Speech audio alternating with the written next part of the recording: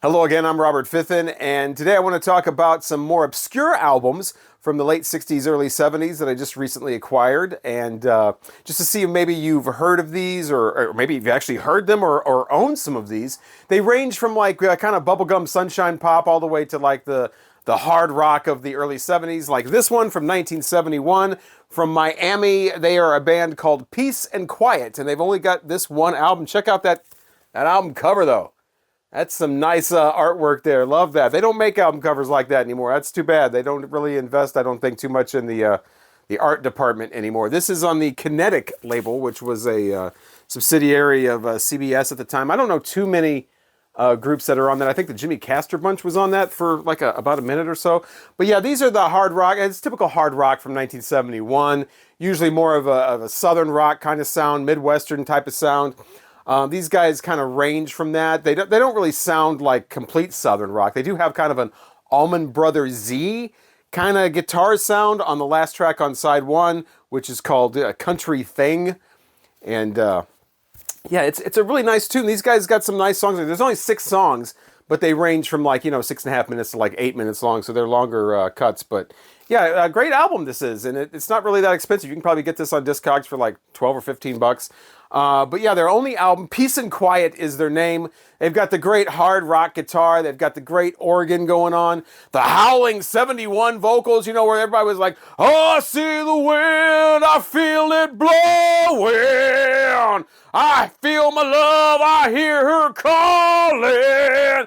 That's actually how the first song on side 2 goes. So yeah, Hear My Love. But yeah, this is a pretty cool album all the way through. It got a little, like I said, a lot of different kind of sounds on here, but it's still all in that very much a hard rock 1971 kind of feel to it. The slower songs, quicker songs. And then if you start streaming this and you find out it's not for you, maybe you don't like those kind of vocals, do yourself a favor, skip all the way to the last track, which is called Looney Tunes, track 6. It is an instrumental. And it is an absolute hard rock workout. This thing's got the rock guitar just squealing out. It's got the kind of the part where everything quiets down and lets the bass guy just do a little bit. It's pretty fun stuff. It's got a little micro drum solo there at the end, not too long at all. But yeah, a great track, instrumental. You just want to crank that thing all the way up. And it actually starts off with a riff that sounds a lot like the Rhinoceros song, Apricot Brandy, if you're familiar with that. But instead of being under 2 minutes like that song, this one, like I said, is a little over 8 minutes. It just goes on, and a lot of energy, a lot of great guitar going on there, great tone, 1971, hard rock, southern rock, gotta love it. Peace and Quiet, again, is their name. Glad to be able to pick that up. Now it's time for Osmosis. This is from 1970. Not only do they only have one album, but there's only one pressing of this, so it is definitely on the obscure side. These guys from Boston, and they're called Osmosis, just a self-titled album here. And this is a little more psychedelic than the Peace and Quiet. This is actually still from that same era, obviously, and but the singer here is a little less growly and blues rock, and a little more operatic, a little more theatrical. Not really operatic, more theatrical, I guess. He goes from this really mellow kind of singing to like shouting, sounding very similar to Jim Morrison in the end of Horse Latitudes. So this guy's singing, this whole album is really kind of all over the place. It starts out with kind of the shouting. It goes into this wild song called Beelzebub, which is just kind of just all these different sounds all over the place. You wonder where this is going. And then the album actually kind of calms down. It's got some psych in there. It's got some like wah-wah guitar. It's got some flute going on. It's got like prog elements. It's got just basic rock elements. It's even got some sunshine pop in there. The songs definitely sound different. It's one of the things I like about these albums. I've mentioned this before in videos, how I really like albums where there's a lot of variety in the sound, and this one definitely has it. I got to take some points off, though. I would have loved this a lot more if it wasn't for this annoying ass saxophone that is almost all the way through this thing, and that gives it kind of, I guess, I don't know, like a jazz feel. These guys actually reportedly opened for Miles Davis on tour. They were only around for, I think, less than a year, or maybe a little over a year, but they actually got to open for Miles Davis. But probably because of the saxophone, and that it's just extremely annoying. And the guy's vocals do get a little over the top every once in a while. But it's a decent listen. It's got some decent moments on it. It's very interesting, and I would definitely listen to this a few more times. But had never heard of them, and just checked them out. Kind of did a skip over different parts of the record in the store, and then took it home. So it was great to hear it all the way through. But yeah, Osmosis, like I said, from Boston, 1971 on RCA Records. So they're just major label out of the gate, and then done.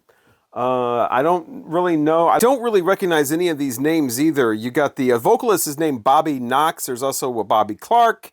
You've got Danny Comfort on the bass, which there's a lot of great bass parts in this as well. And then the saxophone guy is Charlie Mariano. So there's a few others in here as well. Osmosis is the band. Pretty interesting stuff, but it's a sporadic kind of album. It's just kind of all over the place. It's got its great moments, it's got its decent moments, and it's got that annoying saxophone all the way through it. And so now I want to talk about a pair of albums. I didn't even realize that these two albums were actually connected. And I'll talk about this one after this one, but these both have the same lead singer. I had no idea when I got these both on the same day, and was listening to them, and had no idea they actually have the same lead singer. His name is Dick Wagner, and his band, The Frost. Now, you may recognize The Frost from this album. And I've had this probably since the 90s. It's okay. It's nothing great or spectacular. It's a lot of boogie rock with the howling type vocals. They're called The Frost here, rock and roll music from 1969. It's okay. It's pretty basic. But this one, they really step it up. And they're just Frost here. Through the Eyes of Love. This is probably my favorite of the albums that I'm talking about today. And a lot of great melodies on here. A lot of great guitar riffs going on. Just spectacular music on here. I think this should be a little more popular than it is, and it's a great find too. If you listen to this or stream it or whatever and find out, yeah, I really like that, I want it. It's like a $10 or $12 record, so not that expensive at all. And yeah, Frost Through the Eyes of Love. Again, the songs are a little bit longer, so there's only 7 tracks on here, but it starts off with this great song called Black as Night, which immediately has this, just like I said, like a great guitar riff, nice sound to it as well. These guys started off as the Bossmen a little bit earlier in the 60s, which was a group from Michigan that actually featured Mark Farner from Grand Funk Railroad. And then Dick Wagner formed this group, Frost, and you may not recognize the name Dick Wagner, but he actually played guitar on Lou Reed's Berlin album, and then went on tour for the live album that became Rock and Roll Animal. He played with Kiss. He's uncredited on the Destroyer album. He played guitar on a couple of tracks on that, including playing acoustic guitar on Beth. He's played with Alice Cooper. He co-wrote a bunch of those Alice Cooper ballads that came out in the mid-late 70s, like Only Women Bleed. I think he actually wrote that, and then co-wrote like I Never Cry, all those songs. That is the lead singer of this band, Frost. So yeah, Dick Wagner, writer, guitarist, producer, lead singer. So I don't know why he's not more well known, but this is a pretty great album from 1970. And not only is he involved with this album, but like I said, he is the lead singer and guitarist of this album from Ursa Major. And that is the name of the band. That's the name of the album from 1972. Again, I had no idea these two albums were connected in any way when I got both of these out of the collection that came in, but this is more of like a mid-70s sound, even though it's from 72. It kind of has more of a mid-70s hard rock sound. It's got the blistering, distorted guitars, very much like kind of like a hard rockin', AOR type sound, and then some of the songs will come on with the acoustic guitar, very light. And when I was a boy with my picture books and Christmas toys, I was free. It's those kind of acoustic songs. And then the hard rock songs are just, some of them are just bombastic, It's just like great 70s, mid-70s hard rock, that a lot of bands try to kind of pick up on today. Kind of somewhere between, I guess, I don't know, like, there's a little bit of Kansas in there. I'm not a huge Kansas fan, but there's some of that in there. There's some of the songs remind me of the character from the Brian De Palma movie Phantom of the Paradise that was played by Garrett Graham, the big rock star. Especially this song called Stage Door Queen. All about this groupie who's backstage. She's on her knees, She's on her knees because she's praying that she gets to meet the band. I'm sure that's what they meant by that. But yeah, she's there and, Stage Door Queen! That kind of thing. One of the earlier songs on here, I believe it's In My Darkest Hour. In my darkest hour! That kind of thing. He's like, he does rhyme the words, your arms with your charms. So it's kind of like, you got to get through some of the lyrics like that. But overall, a nice surprise.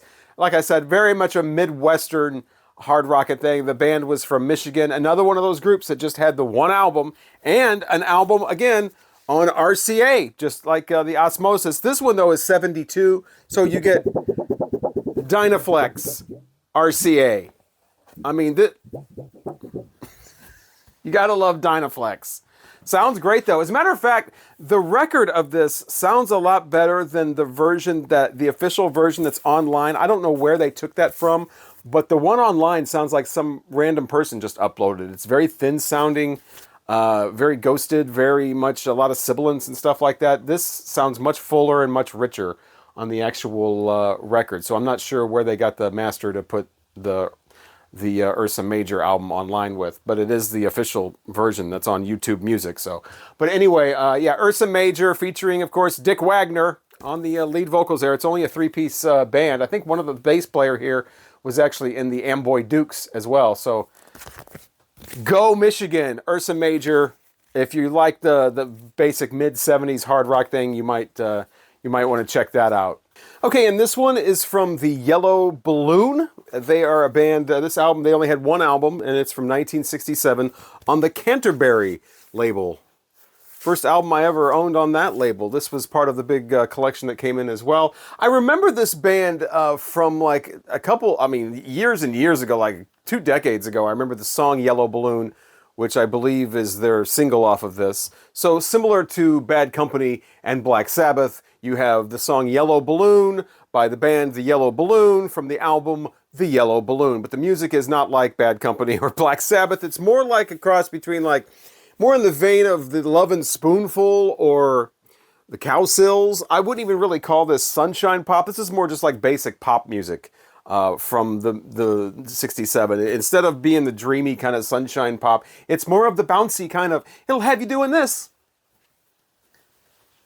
It features Don Grady on drums. He's also the singer of a few of the tracks on here. He was actually the middle son on My Three Sons, the old TV show that I actually grew up watching in reruns. I think the show was from the early 60s. He was the middle son on there. He was also a member of the Mickey Mouse Club, apparently, but he's not called Don Grady on the credits of this. He's actually going by the name Mike R.U. So he played Mike, I believe, on My Three Sons. So, he's in this group. And, it's basically just a lot of silly pop music, kind of goofy in some places. It's okay. I'd say this is a 3-star album. Something I probably might listen to 1 or 2 more times in my lifetime, and that's about it. I really thought this was going to be more psychedelic. I remember the Yellow Balloon song as being a little more than it was, but my memory is fooling me these days. They do have a song on here called Panama Red, though. It's not the same as the New Riders of the Purple Sage song, but it is, I think, about the same subject. These guys doing a song about something they can't, you make me feel great, but I can't take you everywhere.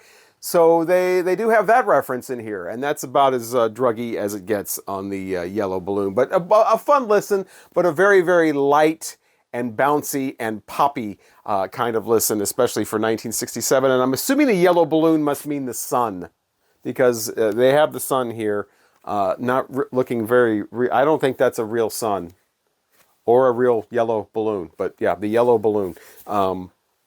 Pick this up if you like light, bouncy bubblegum stuff from the mid-late 60s. This album is much more in the traditional sunshine pop sound that you can expect from that subgenre. This is the band Glad, and the album is called Feeling Glad from 1968. It's one of those things on ABC Records. They were seemingly putting these out left and right in those days.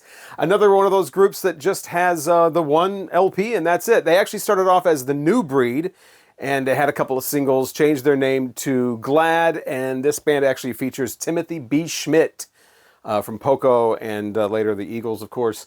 And he left, and then they became Red Wing, and then that band had like a couple of singles. One of them, I think the most popular is called California Blues. If you know that song, they were on the Fantasy label. But yeah, and then of course he leaves, goes on and does Poco and the Eagles, and so this is where you can find early Timothy B. Schmidt. And yeah, it's a little bit of sunshine pop, a little bit of country twang, especially on side 2. They go full on country pop with a lot of that. And then there's this song on there called Johnny Silver's Ride that just bursts out with this fake audience cheering and whatever, and goes on to this full like little rockin', mid-60s rock tune, and then they go back into the sunshine pop thing. But yeah, Terry Melcher managed these guys, and I guess he came along and threw a bunch of strings and stuff, made the producer put, some lush overtones on the songs, and they didn't care for that very much. And so yeah, they just kind of broke up, or Timothy B. Schmidt left, and so this is the only thing we have from the band Glad. I think a highlight on this album is actually they have a cover of "Nothing Can Change the Shape of Things to Come" on here. That's pretty decent. That's actually that's a Barry Mann and Cynthia Weil song that I think it was originally done by Max Frost and the Troops on the Wild in the Streets soundtrack, where the youth of the late 60s take over the politics of America, and everybody that's over 30 has to retire. And Shelley Winters freaks out. But then again, Winters is usually freaking out in movies. But anyway, they do a decent cover of that. But then again, so do 20 other bands around this time. That's very much a covered song of the time. I knew of this album for at least 15 years or so, but just now recently picked it up. I mean, look at these goofy motherfuckers on the cover of that. That is not something I wanted to rush out and make sure I grabbed, but it was part of that collection. So I thought, yeah, let's go ahead. Now's the time to finally pick this up and give it a proper listen. So yeah, Feeling Glad, a nice little album, a decent album, a nice listen for a few times, but nothing that's gonna like blow you away or anything. If you can imagine Timothy B. Schmidt, I can't tell you why, and of the Columbia Years of Poco, when I need good love, then I always come home to you. If you can just imagine that as sunshine pop. Okay, this sounds just like that. Glad and Feeling Glad from 1968. And just because this one is last, you shouldn't think that it's somehow lacking from the others. It is actually probably my second favorite of these albums. I guess I could have just said last but not least and made that a lot shorter. The guy's name is Bernie Schwartz. There he is. And the album is called The Wheel. I just thought this was a really interesting cover when I saw this, and had to check it out, and glad I did. This is a really interesting album from 1970, and yeah, it's on an MGM kind of subsidiary. That's the white promo label there, and usually it's yellow, I guess, and you see it's a DJ copy. The album is called The Wheel. It's Bernie Schwartz. He once recorded under the name Adrian Prine with a couple of singles, and they were actually produced by the Everly Brothers. This was not. This album starts off just all over the place, but it's a really interesting listen. The first song is kind of one of those dreamy kind of, everybody's singing along at the campfire. The next one, called Candyman, just bursts right into this like hard and heavy like glam rock type thing from the early 70s. And Candyman, just the high vocals and everything. So it sounds like two completely different people. And then the third song is like a country song. It's kind of country tinged. And then for the fourth track, he decides to just go ahead and do a Neil Young cover of Round and Round, off of Everybody Knows This Is Nowhere. So yeah, a very interesting side one to this, and kind of like there's got to be at least one song on there you like, because they're so different from each other. Side two, a little more conventional. He kind of finds his sweet spot and stays in there. Really good vocalist, a lot of nice music on here, and like I said, side one especially is quite the trip through different styles and genres there. But Yeah, Round and Round It Won't Be Long from Neil Young. I was not expecting that cover. I didn't really check out the track listing or whatever the first time I threw this on. It was just like, wow, okay. You know, we're going to do this, then we're going to do that, then we're going to go over here, then we're going to zigzag, then we're going to do Neil Young cover. But yeah, some spiritual stuff on here, a little bit of psych stuff.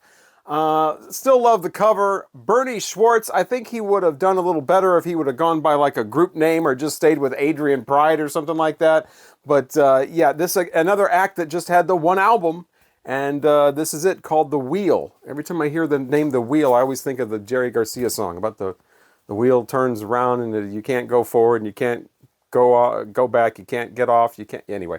The Wheel from Bernie Schwartz, I would definitely recommend this. I didn't check out how much this was, but I don't think it's really that expensive or anything. None of these are really super expensive, so any of these can be picked up for a reasonable price. So yeah, those are my more obscure recent pickups. Again, they're all from the same collection that came in, and really glad I found some of these. Have you heard of these? Do you like these? Are you going to check some of these out? Let me know in the comments, and I look forward to hearing from you. And once again, I'm Robert Fithen, and thanks again for watching.